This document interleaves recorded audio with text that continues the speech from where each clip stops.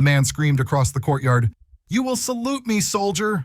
But Sergeant Barrett didn't move. Not a blink, not a twitch. Behind the glare of a furious U.S. officer, behind the polished metals and fury, was a 6-year-old girl clinging to his leg, trembling. He wasn't being stubborn. He was being still, for her. And while the world thought this was about pride or defiance, Barrett was simply choosing silence, so his daughter wouldn't remember the sound of war. Most people didn't notice her at first. The cameras were locked onto the confrontation. A U.S. Marine officer, tall, rigid, decorated, marching across the royal courtyard like he owned the ground. His boots echoed with command, his voice even louder. Visitors stopped in their tracks. Some pulled out phones. Others gasped. "Why isn't the guard responding?" someone whispered. "Is he even allowed to just stand there?" What they didn't know, what no lens could immediately catch, was the tiny pair of shoes hidden behind the red uniform. A little girl, 6 years old, wearing a sun-faded red shirt and gripping Sergeant Barrett's pant leg like it was her anchor in a storm. Her presence wasn't announced. She wasn't part of the parade or the guests or any official delegation. She was just there. A shadow behind discipline. A whisper of past trauma in the middle of polished ceremony. And Barrett? He saw the officer coming from the corner of his eye. The finger, the fury, the heat in the man's breath. But he didn't shift, because he knew if he moved, if he yelled, if he became part of the noise, she would break again. This wasn't just a military standoff. It was a father shielding his child from a world that had already taken too much. To the crowd, he looked frozen. But to Ellie, he was holding the line. Most didn't notice her, a small hand clutching his leg. These are the details that news clips don't show, but we do. Subscribe if you believe stories like this deserve to be told, slowly, truthfully, with heart. To understand Sergeant Barrett, you'd need to rewind 6 years, to a winter morning that started like any other. Victoria Station, cold tiles, coffee steam, Ellie's small hand in his. Then came the blast, shards of sound, smoke, screams. He survived, but his wife didn't. And Ellie, who once laughed at trains, stopped speaking for almost 8 months. Barrett never blamed the world. He blamed himself for not seeing it coming, for not shielding fast enough, for being a soldier, but not a savior. So when his superiors offered him a ceremonial post, far from the front lines, close enough to home, he accepted. Not because it was easier, but because it was quiet, predictable, safe. Every morning before duty, he walked Ellie past the courtyard, let her see him put on the uniform, let her know, Daddy is here, standing tall, not going anywhere. That ritual, her tiny wave from behind the gate, his silent nod back, became the new language they spoke. Healing didn't come in a flood. It came in stillness, repetition, structure. And in that moment, with an American officer barking insults inches from his face, Sergeant Barrett wasn't just following protocol, he was protecting progress. His stillness wasn't weakness, it was memory. And Ellie, hiding behind him, was not a mistake. She was the reason. A reason that outweighed pride, outranked reaction, and rewrote what strength really looked like. The shouting didn't stop. Lieutenant Colonel Hayes stepped closer, boots scraping stone, voice slicing through the cool air like a blade. "Look at me, soldier. I'm giving you a direct command." Barrett blinked once, but he didn't speak, didn't flinch. His right hand remained flat against his thigh. His left, just inches from Ellie's small shoulder, held steady, shielding, not restraining. People began to murmur. A ripple of unease moved through the crowd. Tourists lowered their phones. A woman gasped quietly. Still.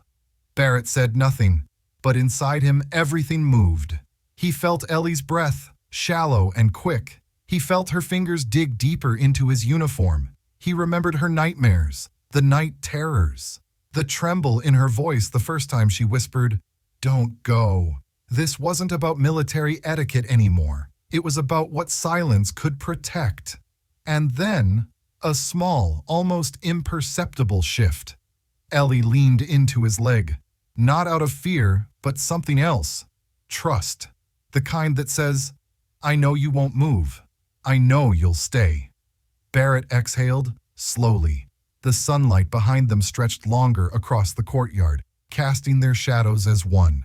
The officer was still yelling, but the weight of the moment had already begun to tilt, not in favor of force, but of restraint, not in the volume of command, but in the quiet strength of presence. And that presence was starting to make people look differently. At first glance, Barrett's silence looked like disobedience, but to a trained eye, it was textbook discipline, not rigid but grounded, not passive but rooted in something deeper. The Royal Guard Code allows for only one thing during provocation: stillness. No eye contact, no verbal exchange, no emotional tell. It's not because they're statues. It's because they've trained to become anchors for peace, for order, for symbolism beyond impulse. And Barrett, he wasn't breaking protocol. He was upholding it. Even as Hayes pushed boundaries, stepping into forbidden proximity, pointing fingers, raising volume, Barrett followed every rule. Ellie remained tucked against his side, her face hidden beneath the golden beam of fading sun, one hand still clenched in his trouser seam. The more Hayes barked, the more it revealed something unexpected. Control was not in the hands of the loudest man. It belonged to the one who could bear it without returning fire. And slowly, very slowly, those watching began to shift their gaze, not toward the noise, but toward the stillness. A child and a soldier, bound by something unspoken, not a command, but a promise. Hayes, for all his rank and rage, was now yelling into a silence that no longer looked weak. It looked deliberate, measured, human. And in that silence was a seed of something that would soon grow into a reckoning. The courtyard held its breath. Hayes stepped even closer, his chest rising, his boots now inches from Barrett's toes. He didn't whisper. He didn't negotiate. Instead, he barked louder than before. "I'm invoking NATO protocol. You will acknowledge this order, or be removed from your post." But something was wrong. Barrett didn't blink, didn't twitch, didn't even adjust his footing, and that unsettled more than just the tourists. One of the British commanders nearby turned his head slightly. Another officer leaned in, whispering something behind a gloved hand. A third checked his comms, eyes narrowing. They knew the code, they knew the limits, and Barrett hadn't crossed a single one. In fact, Hayes was the one fraying the fabric of formality, the one testing boundaries, the one who, in trying to provoke, was now becoming the spectacle. A murmur traveled through the American side of the line. One younger officer asked under his breath, "Sir, are we even allowed to override local ceremonial protocol?" No answer, only heat, only tension. And Barrett, still unmoved, still protective, still grounded. But behind those eyes, a storm. A man who had been through explosions far louder than this. A father who had seen his daughter forget how to speak. A soldier who knew that sometimes the strongest voice is the one that says nothing. And the longer that silence stretched, the more people began to question who was really losing control. Then, finally, Barrett spoke. One sentence, no anger, no raised tone, just clarity, like a bell cutting through fog. "I obey the Crown first," he said, "not NATO." The courtyard fell silent. Even the pigeons seemed to pause mid-flight. Hayes froze, jaw clenched, fingers curling slightly inward. The statement wasn't defiance, it was alignment. An affirmation, not rebellion. Barrett's voice wasn't trembling. It was steady, like someone who knew the rules better than the man shouting them. In that moment, the dynamic shifted. This wasn't just a ceremonial guard. This was a man who had memorized his oath, word by word, clause by clause, not for politics, but for principle. And more importantly, for Ellie. Because that one line, "I obey the Crown first," meant something more than chain of command. It meant, I choose the code that protected my daughter. I stand by the silence that kept her safe. I honor the stillness that rebuilt our life. Hayes didn't respond.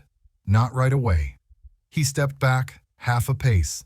Enough for everyone watching to feel the weight shift. And from the shadows of confusion, a realization began to rise. Barrett had never been resisting the man.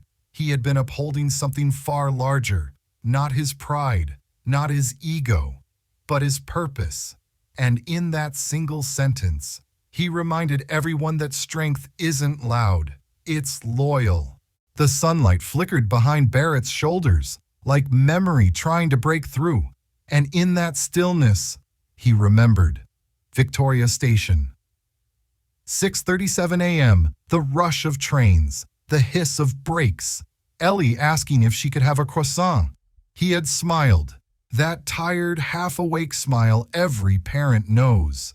Then, glass, fire, a pressure wave that knocked time out of his body. When he opened his eyes, his wife wasn't beside him. Ellie was curled beneath the bench, silent, eyes wide open, as if the world had turned off sound. They found her voice again, months later, through music. Barrett humming lullabies he barely remembered, her hand on his throat, feeling the vibration, learning how to trust sound again. He never told that story. Not to his commanders, not to other soldiers. It didn't feel like something people should clap for. It just felt like survival. So when Hayes yelled, when protocol was tested, when the eyes of hundreds turned toward him, he didn't see a battlefield. He saw a train station. He saw fire. He saw a trembling girl who had once forgotten how to scream. And now she stood behind him again, gripping his leg, trusting the silence more than the noise. He couldn't let that break. Not again. So he stood, still, grounded, not for the cameras, not for the crowd, but for a promise he made in ash. A new figure stepped forward, General Carter, an American officer with gray at his temples and quiet in his voice. He didn't shout, he didn't point, he simply observed, and then spoke. Sergeant Barrett, he said, has done exactly what protocol demands. No more, no less. Hayes turned sharply, confused, blindsided, searching for support that wasn't there. But Carter continued. His stillness isn't defiance. It's discipline. It's restraint. It's the kind of strength that doesn't make headlines, but saves lives. Barrett didn't react. His eyes stayed forward. But something in the air cracked open. A wave of respect, quiet but real, began to ripple through the crowd. Even the tourists lowered their phones. A few clapped, unsure, hesitant, but moved by something they couldn't quite name. Ellie, still behind his leg, looked up for the first time, not speaking, just watching her father, not fight, but protect. Hayes stepped back. The fury in his eyes dimmed, replaced by something else. Recognition. He wasn't the center of the scene anymore. Barrett was. Not because of volume, but because of purpose. In that moment, without lifting a hand or raising a voice, Barrett changed the energy of an entire courtyard. He didn't win a battle. He redefined what power looks like. And for Ellie, that moment rewrote memory. No more explosions, no more screaming. Just her father standing still, and the world finally falling quiet. Not many noticed what it cost him. Stillness has weight, and Barrett was carrying all of it. His spine locked in posture, his hands firm, not from pride but from necessity. Every second of silence wasn't emptiness, it was a choice not to correct, not to confront, not to retaliate, even when insult wrapped itself in rank. Because standing still meant more than decorum. It meant absorbing heat so his daughter wouldn't burn. Inside the uniform, his heart raced, not from fear, but from memory. Not one person in the courtyard knew he hadn't slept the night before. Ellie had woken from another nightmare. A sound in the hallway had triggered a cry. He sat by her bed until dawn, humming, telling her the guards outside were watching, that no one could hurt her anymore. And then he became that guard, the one who stood in the cold so she could rest. Now she rested again, not in a bed, but behind his legs. And for every second he held that line. He wasn't just protecting the monarchy or tradition or protocol. He was protecting a fragile thread of healing that could tear with just one wrong word. So he said none, took all the noise into his chest, swallowed it whole, and let the silence speak in the only language his daughter could still trust. When the crowd dispersed, there were no medals, no speeches, no headlines that told the whole truth. Just a child, walking hand in hand with her father through long shadows cast by a fading sun. Barrett said nothing. He never did. He simply nodded at the gatekeepers, stepped off the stone path, and led Ellie through the same courtyard where moments ago history whispered. The world had wanted a reaction, a spectacle, a clash of uniforms. Instead, they witnessed a lesson in restraint. Strength is often mistaken for sound, for aggression, for the ability to command a room. But on that day, it was quiet, measured, rooted in love. Not the love found in flags or anthems, but the kind that stands between a child and the returning echo of a nightmare. Some called him weak. Others said he broke tradition. But those who understood, those who really saw him, saw a man who chose to bear what others would never know. A man who rewrote what duty means, not just to country, but to family, to healing, to the unseen wars we carry long after the last bullet is fired. So the question is not, why didn't he salute? The question is, would you have stood as still, with your child behind you, and the weight of a broken world on your shoulders? This story reminds us that real strength often looks like stillness. In a world that rewards loud voices and quick reactions, Sergeant Barrett teaches a quieter, deeper kind of courage, the kind that protects rather than performs. His decision not to respond wasn't weakness. It was wisdom, rooted in love and restraint. For those of us navigating adulthood, family, or leadership, this lesson is profound. There are moments when silence is not surrender, but sanctuary. When we carry wounds others can't see or protect those who are still healing, our most powerful action may be to simply hold the line with grace. Barrett's story is also a reminder that duty extends beyond uniforms and flags. Sometimes it means standing firm, not for the world to witness, but for a single person behind you who needs to know they're safe. In our own lives, whether as parents, mentors, or even silent witnesses, we too face these moments. Quiet crossroads where pride could roar, but love chooses to whisper. The question isn't what we'll say when challenged, it's what we'll become when someone else needs our calm more than our fire. That is the kind of strength worth carrying forward.